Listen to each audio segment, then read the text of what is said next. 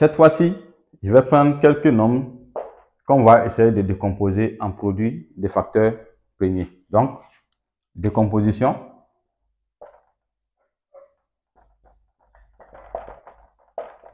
En produits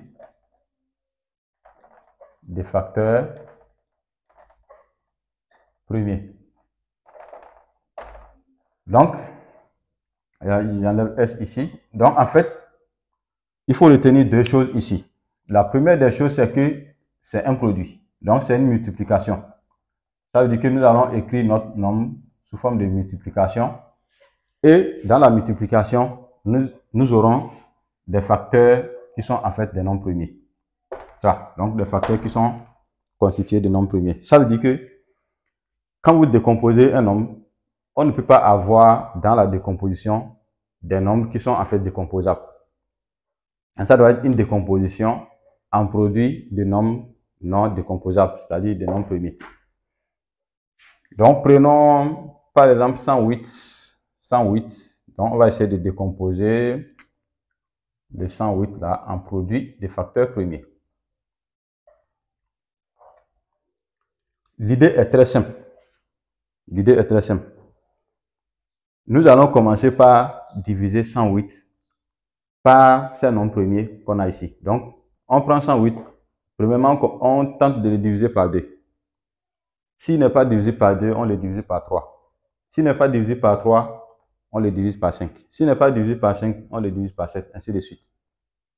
Donc, 108 par 2, ça nous fait 54. Par 2, ça nous fait 27. Par 2, ce n'est pas possible.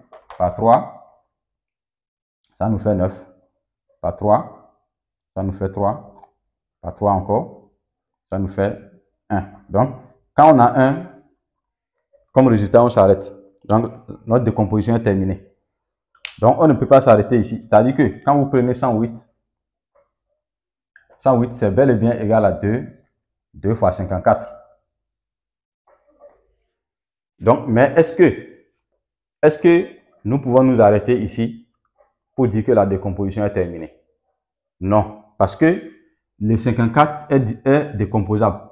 Donc, nous pouvons continuer la décomposition. D'accord? Le 54 est décomposable et donc il n'est pas un nombre premier. On veut dans notre décomposition des produits de nombres premiers. 54 n'en est pas un. Il est décomposable. Donc, si nous nous arrêtons ici, alors qu'on n'a pas fini le travail. Ici également, on peut dire que 108 est égal à 2 fois 2 fois 27. 2 par 54, c'est égal à 2 fois 27. Là aussi, 27 n'est pas un nombre premier, parce que nous n'avons pas fini notre décomposition. Donc, on doit continuer la décomposition jusqu'à ce que les éléments ici soient uniquement des nombres premiers. Par conséquent, pour l'avoir, il faut continuer la décomposition jusqu'à obtenir 1 comme résultat final. Donc, une fois que nous avons 1, on peut écrire 108 comme le produit de tous les diviseurs que nous avons répertoriés. Donc ici, à chaque fois, ce sont les diviseurs que nous avons. Donc, on fait leur produit. Donc, ça veut dire ici, 108 sera égal à 2 fois 2 fois 3 fois 3 fois 3. Donc, 2 fois 2, 2 au carré, fois 3 fois 3 fois 3, donc fois 3 au cube. Donc, voilà, nous venons de décomposer 108 en produit des facteurs premiers. 2, c'est un nombre premier. 3, c'est un nombre premier. Nous avons notre décomposition. Voilà un peu c'est à quoi nous servent les nombres premiers. Maintenant, on ne va pas s'arrêter là. Et on va continuer avec les racines carrées. Donc, je vais introduire, par exemple, si on vous demandait d'écrire simplement ou de simplifier,